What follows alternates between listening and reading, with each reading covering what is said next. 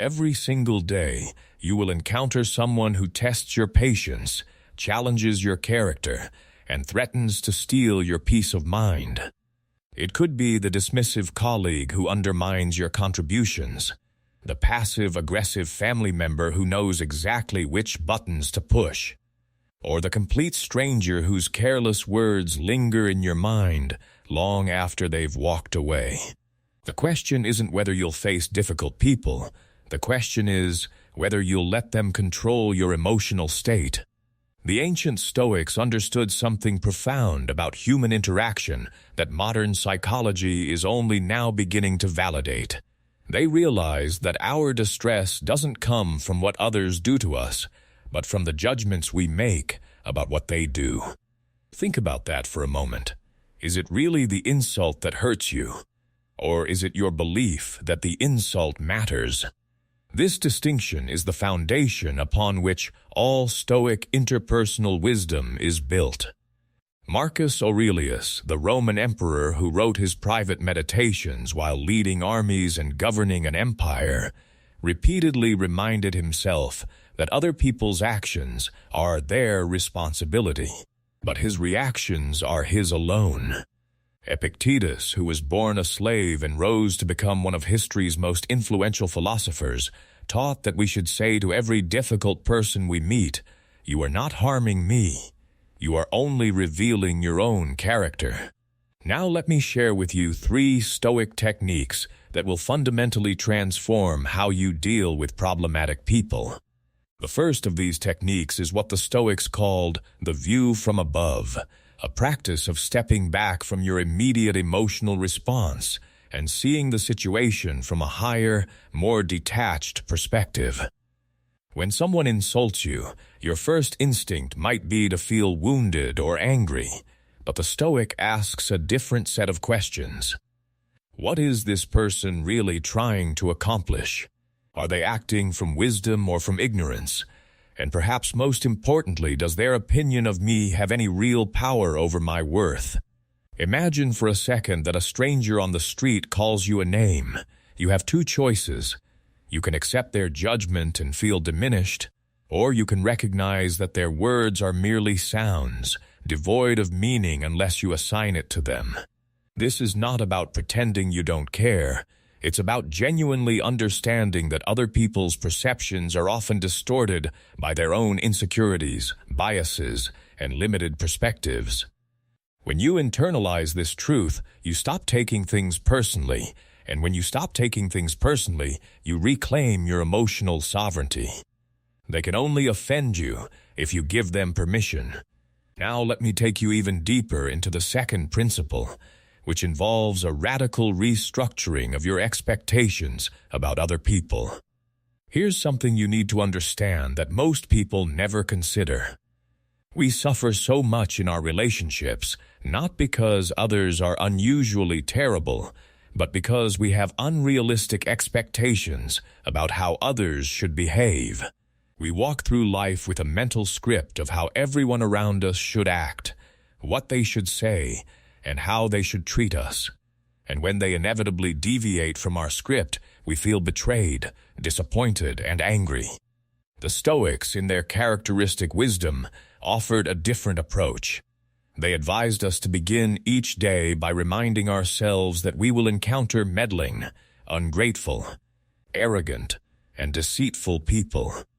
But here's the crucial part. They didn't say this to make us cynical or paranoid.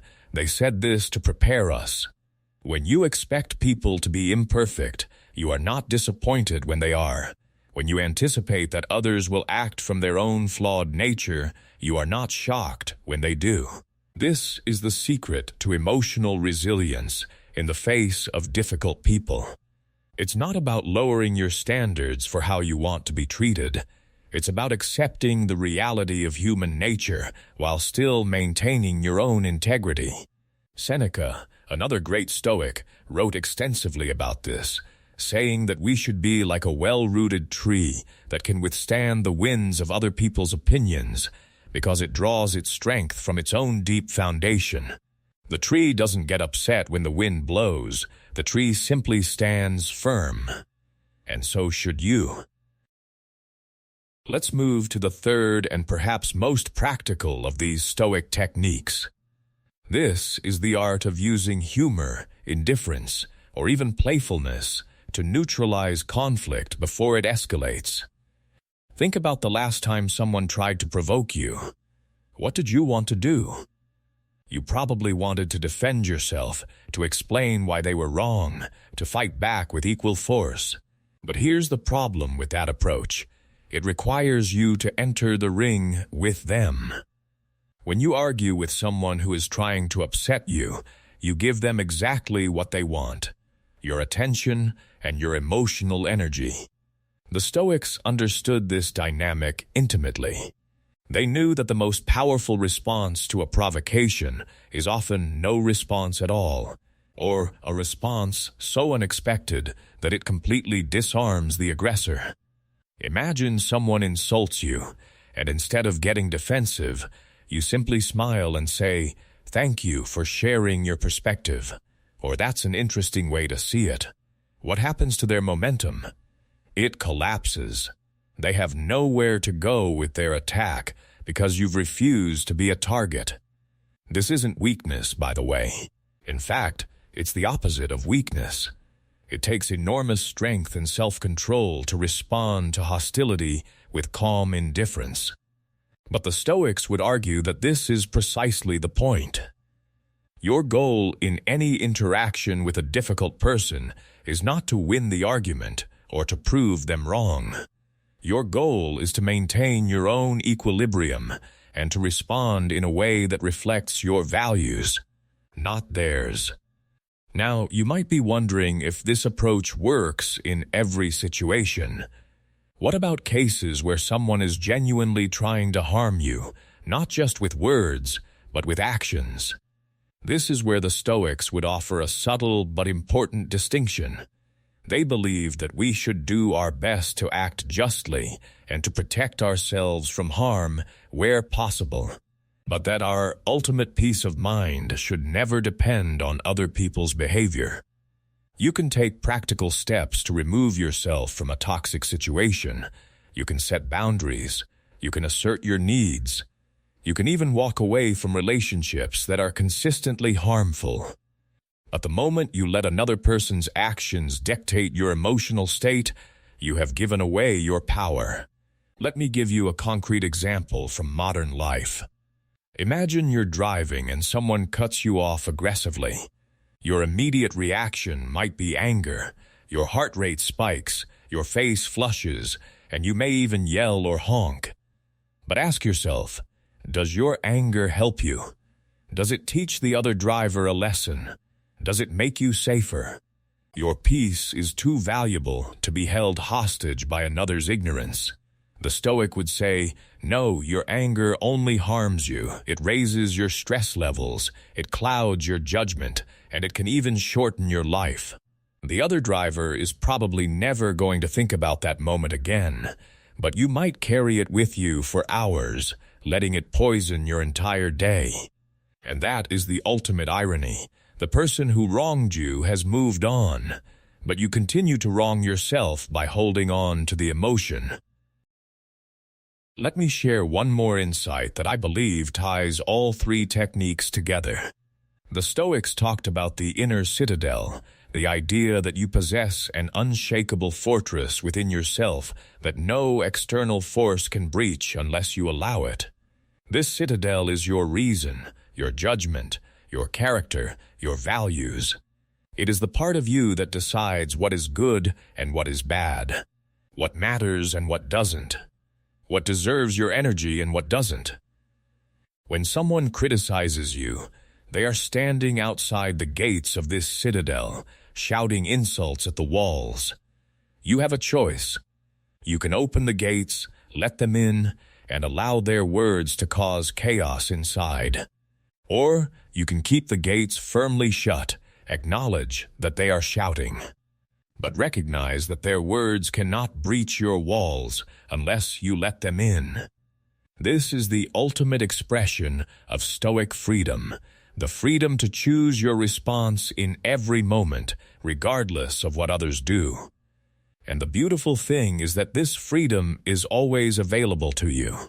It doesn't depend on anyone else's behavior. It doesn't depend on circumstances. It depends only on your own mind. And your mind, if you train it properly, can become the strongest thing in the universe. The Stoics believed that we should be unshakable, like a rock that stands firm against crashing waves. The waves keep coming, the waves are relentless, but the rock remains unchanged. You can be that rock. You can develop that level of resilience. And when you do, difficult people will no longer have the power to steal your peace, because you will have internalized the truth that their actions say everything about them and nothing about you.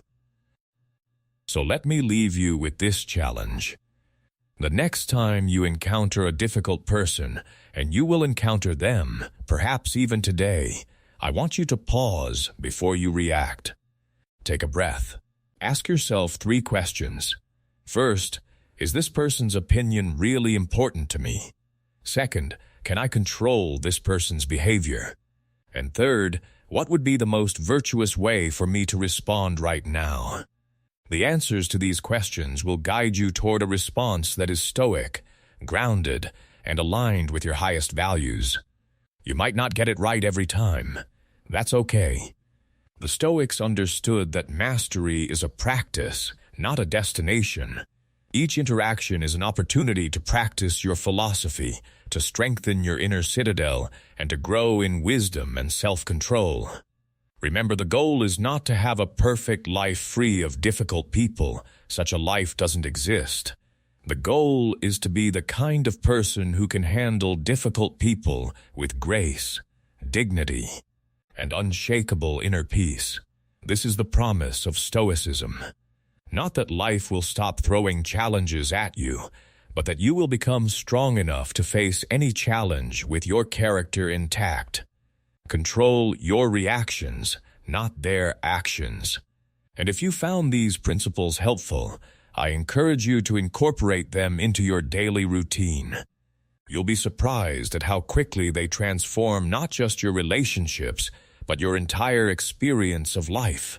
The world will always contain difficult people, but you don't have to be one of them, and you don't have to let them make you miserable. The power is in your hands. It always has been. Start today. Start now. And watch as your peace becomes your greatest strength.